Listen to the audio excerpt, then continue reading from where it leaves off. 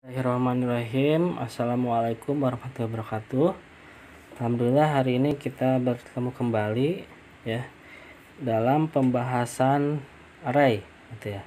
Nah, array di sini ialah tipe data. Array adalah tipe data struktur yang merujuk kepada sebuah atau sekumpulan elemen yang mempunyai tipe data yang sama. Tipe data yang sama melalui indeks. Nah, jadi array itu tipe data yang terstruktur gitu, sekumpulan gitu, semuanya sama, jadi tidak boleh ada yang berbeda. Nah, contohnya, umpama di sini kita memiliki sebuah lemari. Nah, katakanlah ini sebuah lemari baju. Nah, dalam sebuah lemari baju ini tentunya memiliki tempat-tempat atau slot-slot ya. Nah, misalkan di sini ada lemari baju, lemari baju tidur ya, kemudian baju pergi, kemudian baju renang atau nomor 6 kepada baju sekolah. Nah, jadi misalkan di nomor 4,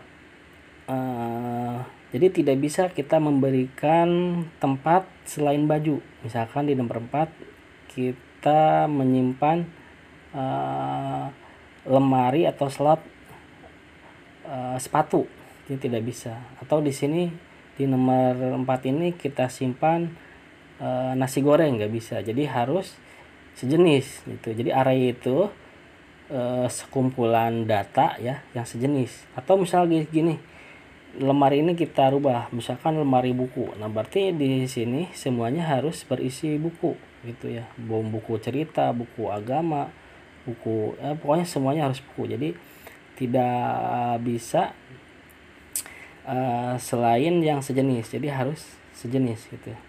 Nah, kemudian di sini untuk tipe data itu mempunyai tipe data yang sama melalui indeks. Nah, indeks di sini misalkan di sini nomor indeks nomor 1, nomor 2, nomor 3, nomor 4 gitu ya. Nah, jadi tujuan indeks ini jadi untuk mempermudah pemanggilan atau untuk mempermudah orang mencari. Nah, misalkan saya menyuruh orang, misalkan tolong ambilkan baju di lemari nomor 3. Nah, berarti orang itu akan paham, oh nomor 3 itu baju renang gitu. Jadi tidak akan salah. Jadi ngambilnya itu baju renang. Misalkan tolong ambilkan lemari nomor 2 di slot 2. Nah, berarti orang kan paham, oh ini baju pergi gitu. Nah, jadi dalam array ini misalkan lemari dalam pembacaannya misalkan di sini lemari 2 sama dengan baju pergi. Nah, kemudian di sini lemari 3. Nah, atau array lemari 3. Nah, ini sama dengan baju renang. Array lemari 6. Nah, ini sama dengan baju sekolah gitu ya. Nah, jadi seperti itulah kira-kira untuk mempermudah pemahamannya. Jadi array itu kumpulan data yang sejenis gitu. Nah, kemudian array itu ada menjadi 2 ya, digolongkan array 2 dimensi. Ada yang array 1 dimensi, kemudian ada array yang 2 dimensi gitu ya. Nah, di sini untuk representasi array 1 dimensi. Nah, di sini array gitu. Kemudian ini isinya. Nah, isinya 2, 4, 6. Nah, selanjutnya kemudian di sini ada indeksnya 0, 1, 2 gitu ya. 49 sampai 50 umpamanya indeksnya. Nah, untuk mendeklarasikan variabel dengan tipe data array atau 1 dimensi, jadi pada notasi algoritma digunakan pola sebagai berikut. Nah, kemudian kamus data, nama variabel. Nah, nama variabelnya apa? Kemudian array x sampai y of tipe data. Nah, jadi nilai x itu merupakan nilai awal indeks pada array gitu ya. Nah, kemudian nilai y itu merupakan nilai akhir pada indeks array. Nah, kita bisa melihat di sini.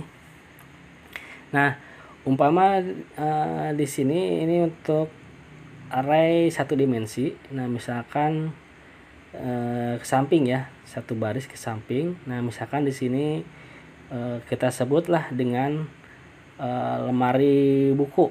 Nah, lemari buku ini, nah kita beri indeks 1, 2, 3, 4, 5, 6. Itu ya. Jadi indeksnya itu harus berurutan. Tidak boleh misalkan di sini 3 dulu, 3 kemudian 7, 4. Nah, jadi tidak boleh berurutan. Tapi kalau umpama mulainya dari 0, nah bisa 0, 1, 2, 3, 4. Nah, yang penting berurutan. Nah, kemudian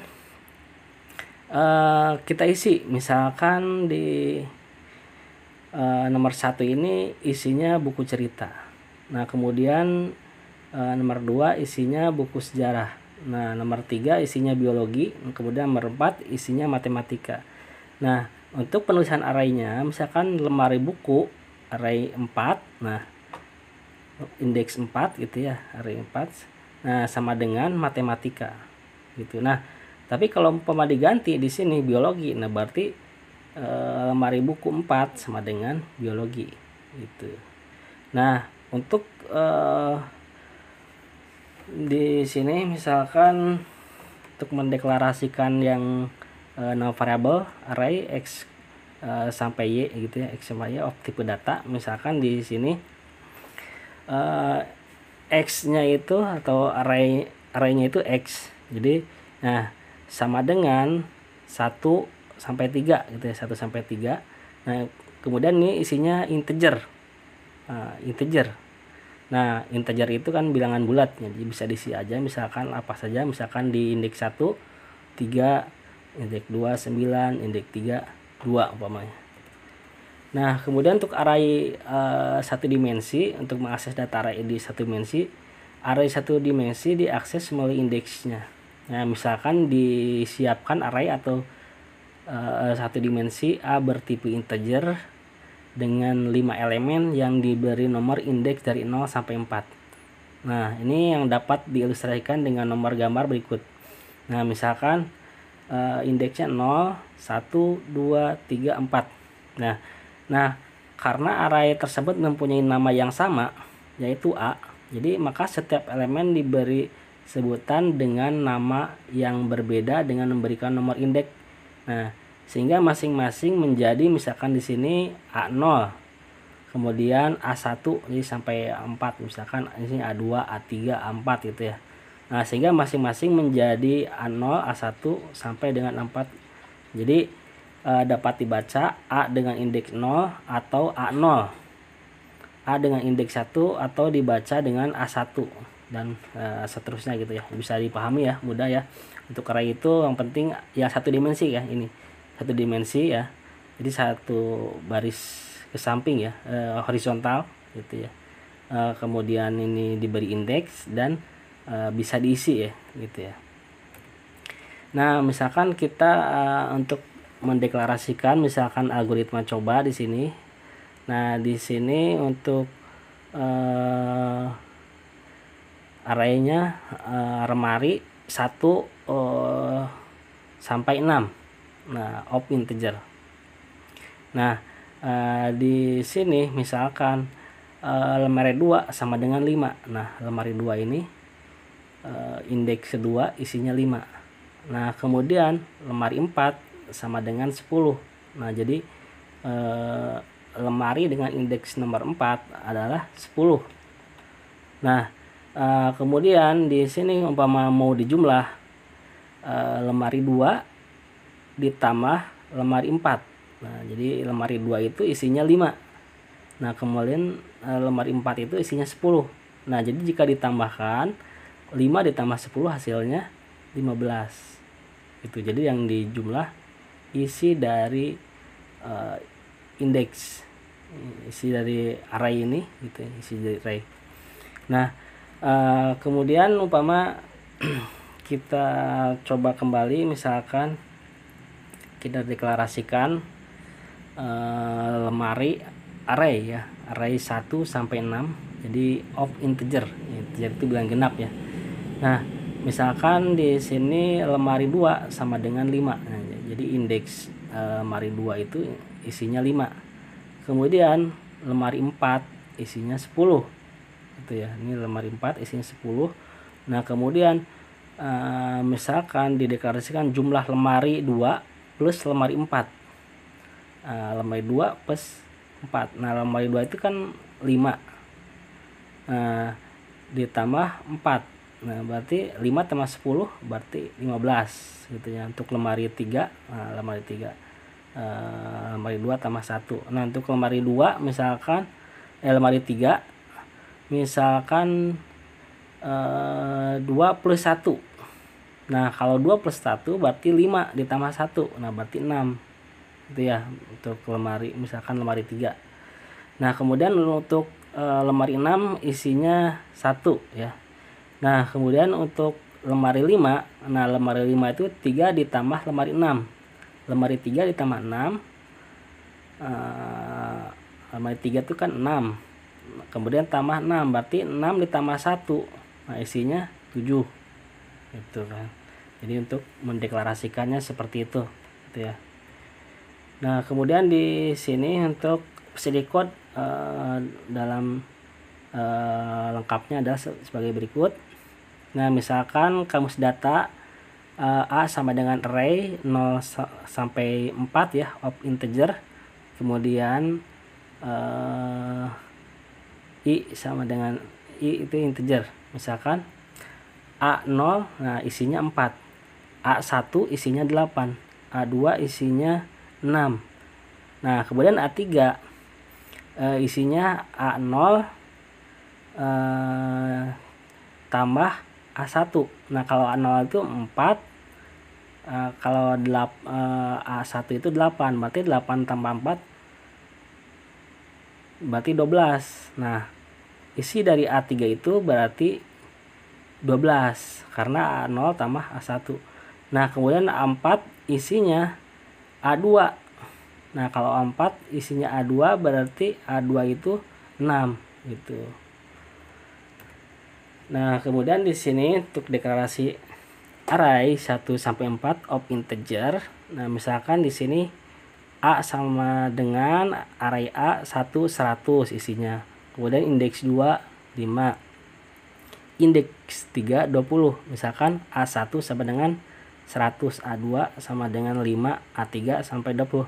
Nah, umpama kita mau mendeklarasikan misalkan A4 30, A5 60 sampai ini umpama sampai 10.000. Iya, bisa saja. Nah, tapi capek enggak gitu ya kalau dibuat sampai 10.000, capek enggak mengetiknya gitu ya.